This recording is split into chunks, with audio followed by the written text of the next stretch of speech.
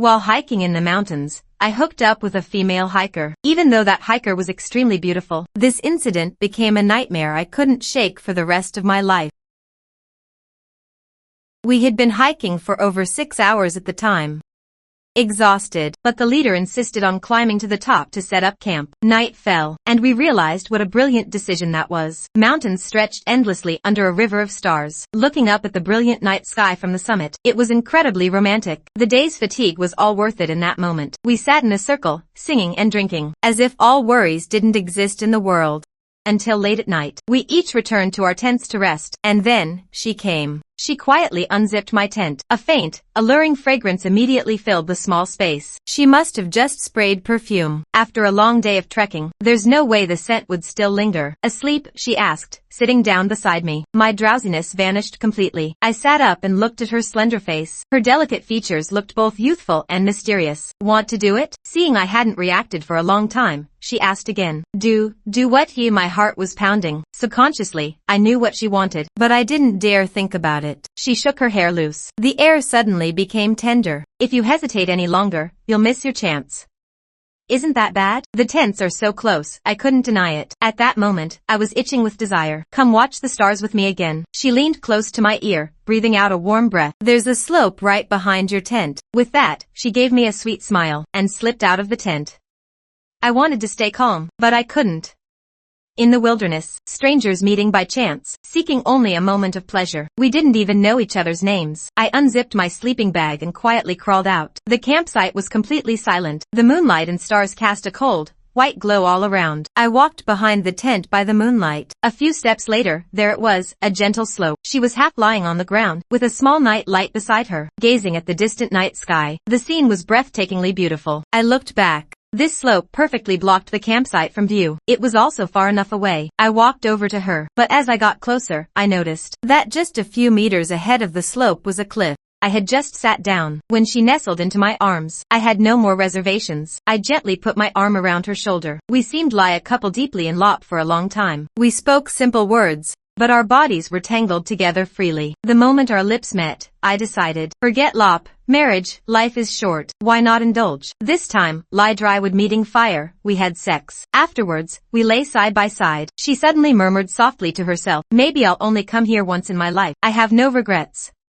Don't get sentimental yet. I have some bad news to tell you. She looked around with a terrified expression. Don't scare me, I said, pointing at the cliff. You were too excited just now. You dropped your phone down there. She jumped up and ran towards the cliff. I grabbed her and pulled her back into my arms. That's too dangerous. I'll go look for it with you when it's light out. She gave me a disappointed look, shrugged helplessly. Without my phone, I'm in trouble. Without a phone, you still have me. She put on her clothes and stood up. She glanced at me, and her attitude suddenly turned cold. Just a fling. You don't need to take responsibility. In the morning, the leader woke everyone up. She raised her hand timidly and said, I dropped my phone off the cliff when I went to the bathroom last night. I want to go down and look for it. As soon as she finished, the leader frowned. Luckily, the local guide said, going down isn't too difficult. I'm willing to lead the way. The others can continue with the leader. We'll meet up at the next village. Hearing this, I quickly volunteered, saying I'd go with the guide. That way, 2 men and 1 woman could look out for each other. She glanced at me then, with an expression that wasn't gratitude or resentment, just very complicated. But her face and figure were undeniable. In this wilderness, she was as fresh and ethereal as a fairy. As we descended the mountain, listening to the local guide's stories, we unknowingly reached the bottom of the cliff. Surprisingly, the phone we thought would be impossible to find was lying right in front of us. The body was bent, the screen shattered, soaking in water.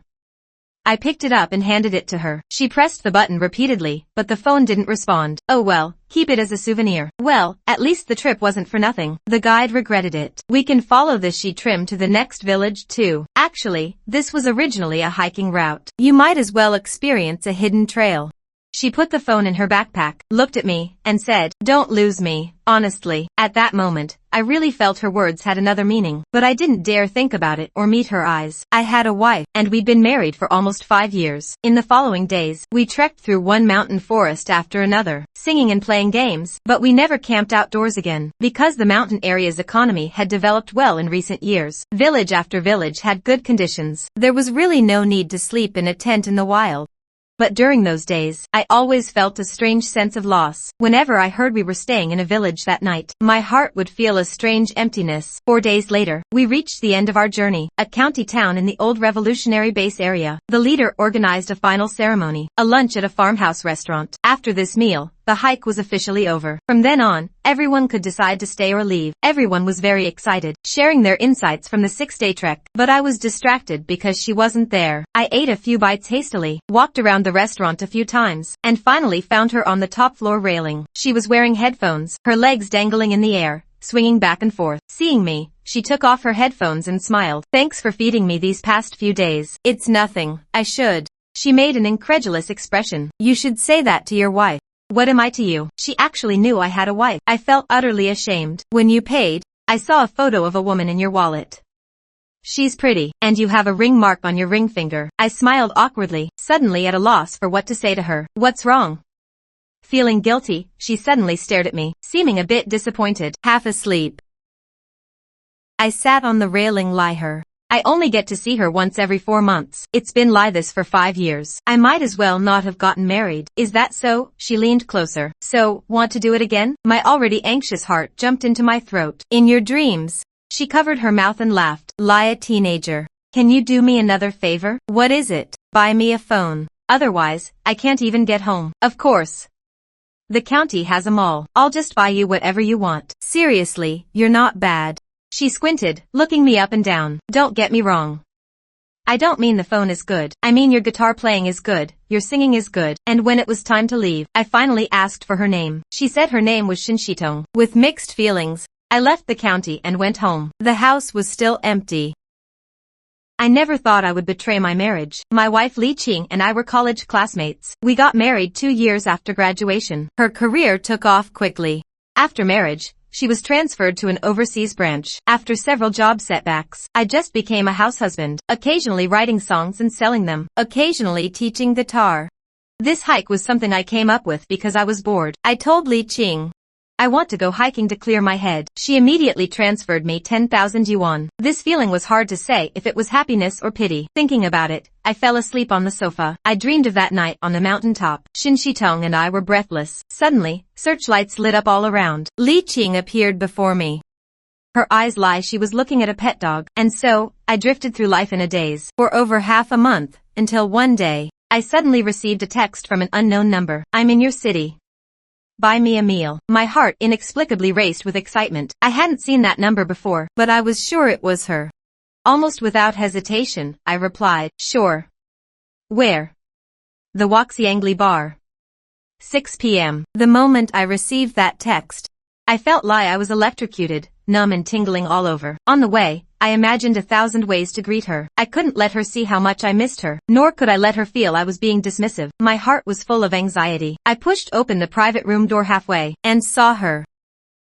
Her long hair was slightly curled, draped over her shoulders. Huge pink earrings hung from her ears, reaching down to her collarbone and shoulder straps. A strapless tube top and an ultra-short skirt, with a pair of sneakers. She was the perfect woman. I walked in and was about to speak, when my mood instantly plummeted. A man was pressed close beside her, very young, with a handsome face and a fit body. Shinshitong leaned her head close to his mouth. She was saying something, and Shinshitong laughed heartily.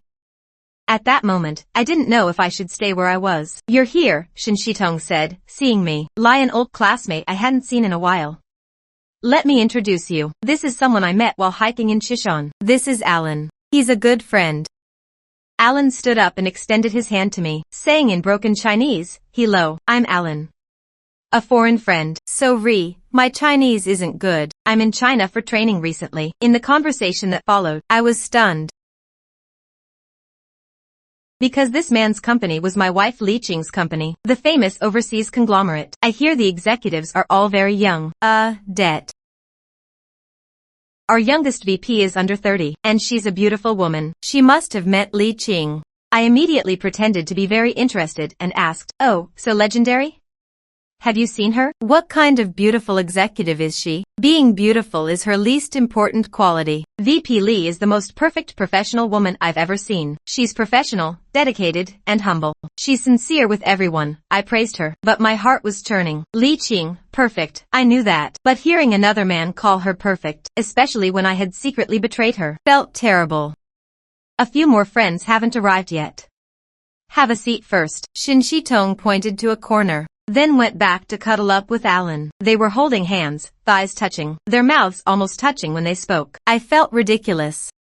I was pining over a one-night stand, while she didn't care at all. If that was the case, why did she call me here to be a decoration? I sat there in a daze, spaced out. At some point, Shin Shitong was sitting right next to me. Miss me? She breathed into my ear again. I glanced at Alan. He was playing on his phone, as if he didn't care at all. Were all the people Shin Shitong called here today just playthings she'd had a fling with? Miss me? She stared at me with a mischievous smile. I doubt I'm the only one who misses you. Jealous? Det, I'm jealous. Since you have a new lover, why did you call me here? You want to know? Shin Shitong grabbed a bottle of beer from the table. Drink this, and I'll take you to a great place. I took the beer and downed it in one go. Impressive. Shin Shitong suddenly kissed me on the cheek, grabbed my hand, and led me upstairs to the second floor. The second floor was a KTV. It wasn't the time for singing yet, so it was dark and quiet. Shin Shitong pulled me through the hallway, all the way to the very end, pushed open a private room, closed the door, and threw herself into my arms. Almost trembling, she cried, "Kiss me." I felt like I was under a spell, and kissed her without hesitation. She wrapped her arms around me, and we fell onto the sofa, just like the first time on the mountaintop. She didn't care at all that the door could be opened at any moment. Afterwards, she lay in my arms. I asked her why she brought that man to see me, why she had to be so close to him. Because I hate you. I hate that you have a wife. I hate that you left me for so many days. I hate that you left me in that county town. The more Shin Shitong cursed, the happier I felt. What are you thinking? I'm thinking, maybe this is what life is. She didn't say anything else, just rested her head on my shoulder, holding my arm tighter. Let's go. Don't you have more friends coming? I made that up to make you jealous. There's still a man downstairs. You should at least say hello to him. Shin Shitong burst out laughing, and said smugly, "You didn't realize she's a girl, did you?" For a moment, I was speechless. I'm leaving in a few days. Don't overthink it. I don't want to ask anything of you. Same as before. You don't need to take responsibility. Even though she said that, I knew I had to make some decisions. In the early morning, I went home and lay down on the bed Li Qing and I shared. After 10 years of LOP, I could no longer protect this marriage, even though I was the one who destroyed it. I pulled out my phone. Let's get a divorce. I don't want anything. Unexpectedly, Li Qing called immediately. I checked the time. It was already 2 a.m. She usually went to bed at 11. Maybe I woke her up. Facing Li Qing's questioning, I was speechless. She didn't say much either. After a moment of silence, she said she would be back in the country in 5 days at the earliest. She was always so calm, no matter what happened. She always acted superior and indifferent. When I opened my eyes, it was already the next afternoon. I woke up the next afternoon. I opened my phone. Li Qing hadn't sent me any messages after the call. No concern, no questions, no blame or insults. But Shin Shitong had said a lot. Messages all night long. The last one being, "I want to see you." I sent her my home address. In less than half an hour, Shin Shitong arrived. I got her slippers. She wrapped her arms around my neck. I made her coffee. She made me dinner. I carried her into the bedroom. Right after our passionate moment, the bedroom door suddenly opened. Li Qing stood at the door, expressionless. Seeing her at that moment, I felt no fear, only relief. Like a huge weight had been lifted off my shoulders. I acted defiantly, pulling Shin Shitong tightly into my arms, lit a cigarette, took a deep drag, and blew the smoke towards Li Qing. She never allowed me to smoke in the bedroom, especially in bed. Li Qing stood there for a moment, then left the house. Shin Shitong was scared. She clutched the blanket tightly and said, "I lop you. I don't care that you have a family, but I'm a little scared." I kissed her forehead, got out of bed, and packed my things. I moved into Shin Shitong's apartment. I was finally free from the bonds of marriage and family. Day and night, I slept with Shin Shitong. I was desperately venting, just waiting for the final moment to come. A week later, Li Qing texted me, asking to talk. I proudly told Shin Shitong and asked if she wanted to come along. Shin Shitong said I was crazy. She wasn't going to walk into that trap, but then she wrapped her arms around my neck and said softly, "No matter how your talk with Li Qing goes, I support you and understand you. Don't put pressure on yourself." At that moment, I wanted to ask the heavens, why did I have to meet her so late? I met Li Qing at the cafe downstairs. Compared to a week ago, she had lost a lot of weight, with heavy dark circles. It made me feel a bit sorry for her, knowing Li Qing. She was here to solve a problem, not to talk about feelings, so she wouldn't make small talk, and certainly wouldn't argue with me. Sure enough, she got straight to the point and asked, "Are you sure you want a divorce?" I said debt, and I was willing to leave with nothing. After all, everything in this house was earned by her. Nothing to do with me. She immediately took out a divorce agreement for me to sign. The agreement stated that the house, car, and savings all belonged to her, and all her income was for her own use. That seemed fair. I picked up the pen and started to sign my name. Just as I wrote one character, a hand stopped me. That hand was familiar. I looked up. Shin Shitong was smiling at me. I was about to ask why she was here, when Shin Shitong sat down beside me and said to Li Qing, "He can't leave with nothing. This isn't entirely his fault. On the contrary, you are the main person responsible." I wanted to stop her, but Shin Shitong ignored me. She continued, "You only care about your career. You're always apart. You made your marriage twisted and abnormal. He endured it for 5 years. That makes him a good man. Don't you think you should be the one to leave with nothing?" Li Qing stared at Shin Shitong, speechless. I forgot to introduce myself. Shin Shitong extended a hand. "I am Shin Shitong, the fiancé of Cui Tengkuan." I wanted to tell Li Qing with my eyes that Shin Shitong wasn't called by me. I really was willing to leave with nothing. But my hand felt frozen and couldn't move. After a long time, Li Qing sighed and said, "Half the assets each. The agreement will be sent to you by my lawyer. I wish you happiness," and she just walked away, leaving me with her back. A back I had loved for 10 years, yet felt so strange. Shin Shitong turned around, looking at me triumphantly. "Lia Victor, you're Fry," I snapped out of my daze. "Who is Cui Tongkuan?" "Don't ask, Oku. We lop each other. Isn't it enough that we're together?" Shin Shitong threw herself at me again. I pushed her away more forcefully and demanded, "Li Qing is someone who never gives up until she achieves her goal. Who is Cui Tongkuan? Do you lop me?" "No matter how you answer, I can tell you the whole truth. I lop you." Shin Shitong sat down in Li Qing's seat, looking out the window. It gave me a very bad feeling. "Your wife has been cheating on you for a long time, with Cui Tongkuan, my fiancé." Shin Shitong pulled a stack of photos from her bag. The candid photos showed Li Qing and another man, on the beach, in hotels, at the airport. Cui Tongkuan was a high-level executive at their company. They always presented themselves as single, but they had been together for at least 3 years. As Shin Shitong said all this, I remember seeing Li Qing no more than 5 times a year, each time, no more than 2 days. I always thought she was a workaholic. I didn't realize what attracted her wasn't just work, but another man. I was engaged to Cui Tongkuan after 8 years together. We set a wedding date. I was foolishly waiting for him to marry me. I never thought she'd already fallen for someone else. I looked up at her suddenly, with a very complicated emotion. "That's right. I met you during that hike. Finding you at the summit was all intentional. I deliberately seduced you, just to get back at Li Qing. You must think I'm dirty. My body is dirty. My soul is dirty too. So I don't deserve to be with you. But whether you believe it or not, I realized I've fallen in love with you."